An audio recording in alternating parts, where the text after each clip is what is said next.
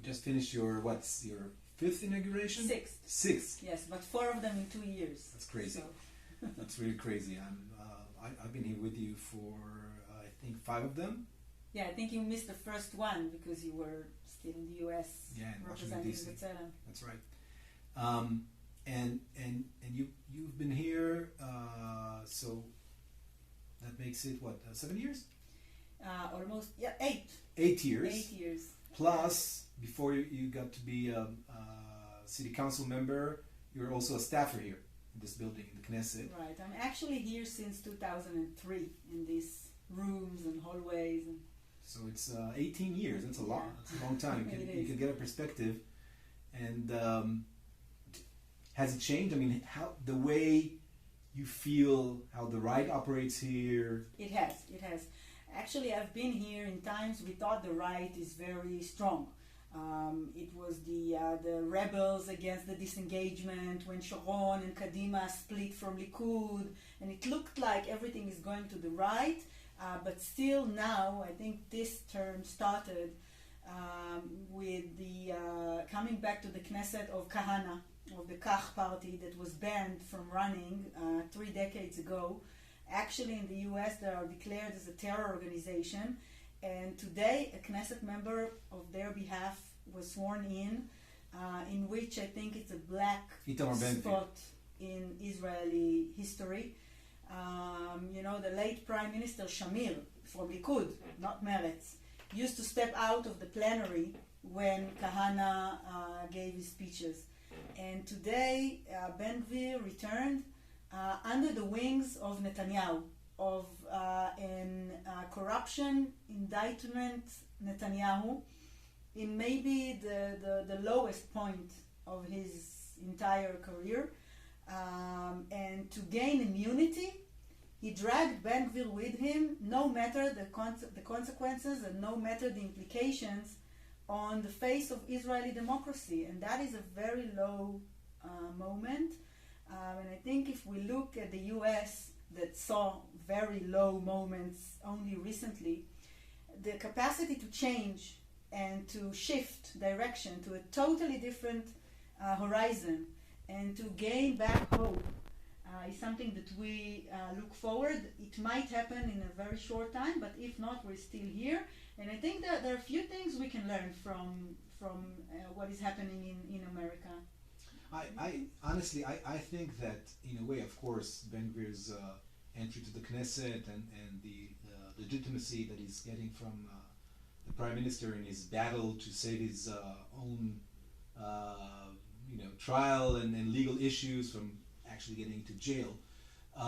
It's in a sense easy to only relate to Ben Gvir. From the work we do at the front, we identify that the right, regardless of whether it is the Kahanist right, which was, as you say, was always out of the consensus. But I'm talking about the ruling right, the populistic approach that Netanyahu gradually adopted, similar to Trump, but much more restrained and smart, because Netanyahu is a smart person, unlike Trump. At least that's what I think. And the penetration of foreign ideas to the Israeli democracy, to the Israeli society. At the front we identify it as what we call the big American import or export into Israel. I specifically mention export, not an import, because it's being done by Americans who actively export notions that are totally foreign to the traditional Israeli right. I'll give you a few examples. One of them is gun rights. Right? It's not an issue in Israel at all.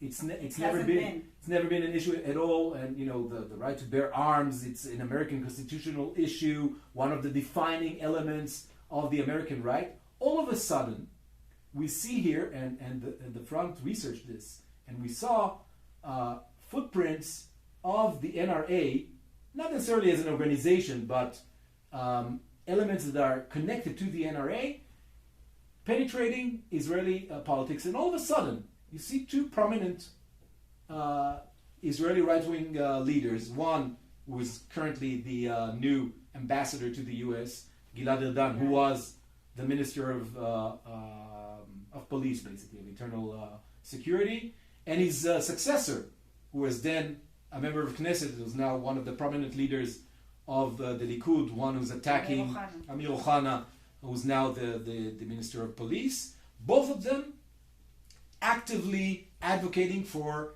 gun rights in Israel. Again, a totally foreign notion, and you see the footprints leading to the United States. A second notion, again, foreign to Judaism. The issue of how do you call it, pro-life, right?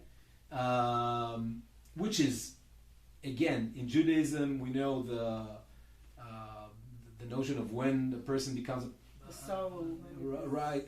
It's not upon how do you say it? I don't know the English word.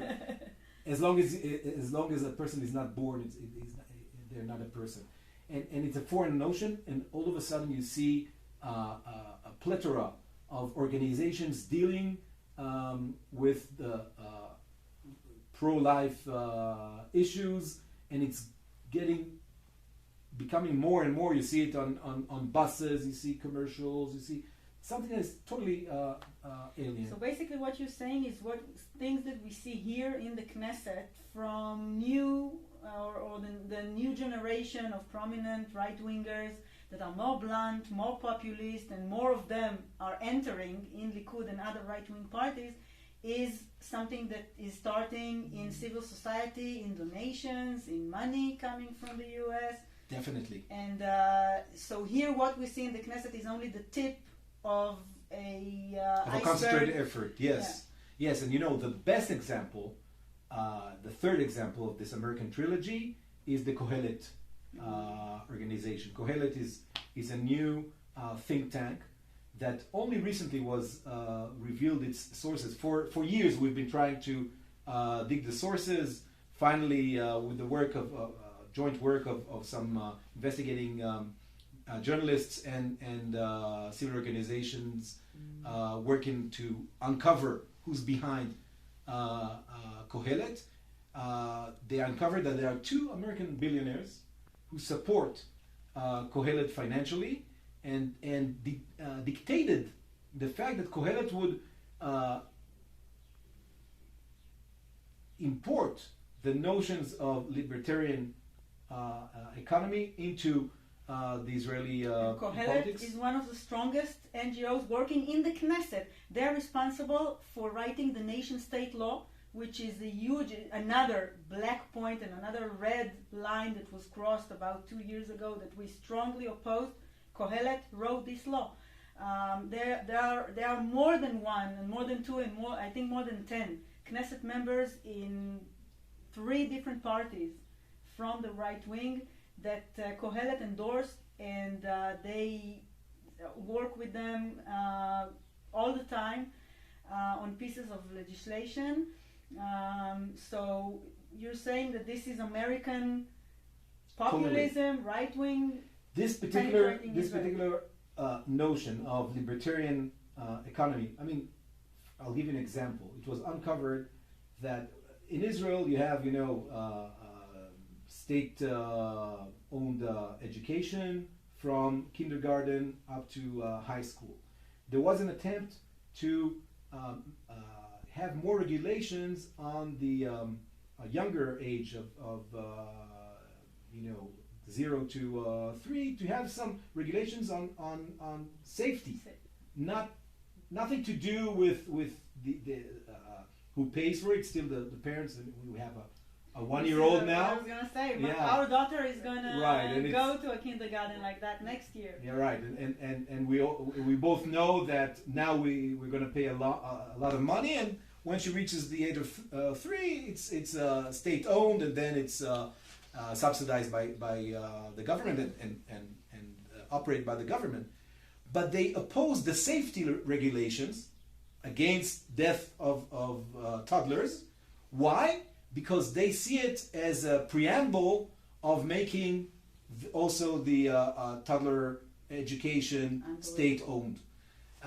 So what can we do? I mean, we see here in the Knesset, and now I understand that this is only the tip. So the base is much wider and it starts elsewhere. How can we, as a progressive camp, joint venture, politicians, NGOs, activists, to oppose this? I think we have to, first of all, I think a lot is on your shoulders. I mean, at the end of the day, and you're beginning a very tough term with... Which we don't know how it's going to last. How much time it's going to last. It's going to last. The options for coalition, if there are any, that would not include Netanyahu, would include some elements of that specific right, and politics in Israel bring about some tough choices. But I think first of all, be aware that these elements are working here. So transparency, like reveal that. Definitely, you actually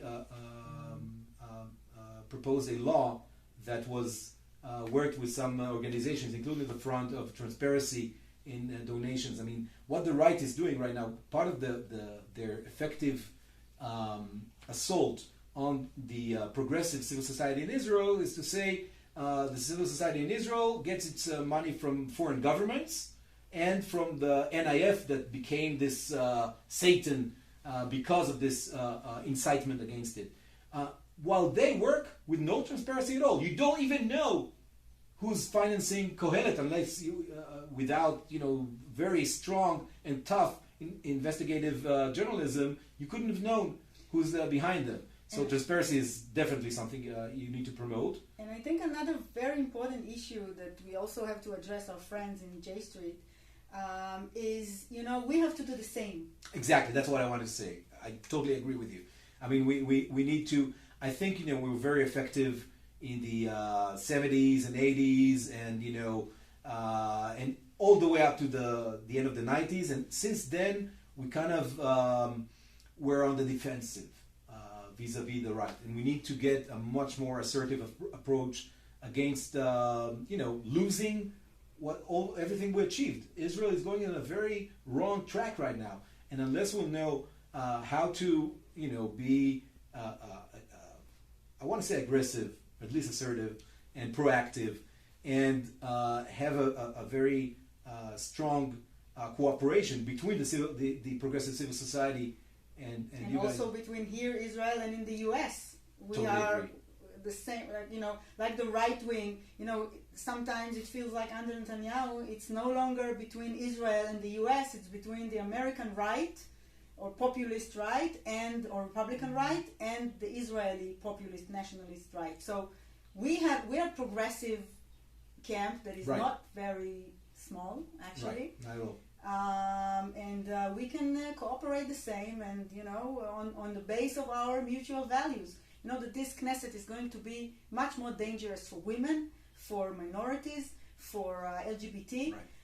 because of the entrance of these factors. So we have to fight together for our values. I totally agree. I think they mastered it.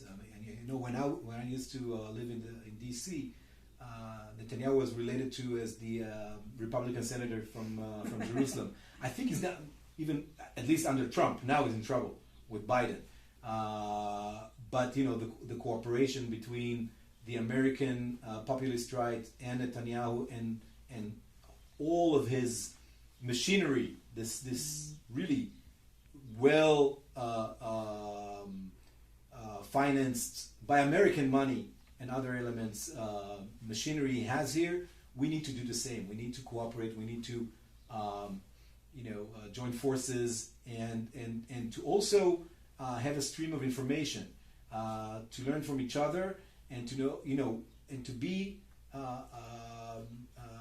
ahead of the curve in everything that's happening either here, because we saw also when I was there, I felt like it was the Obama era.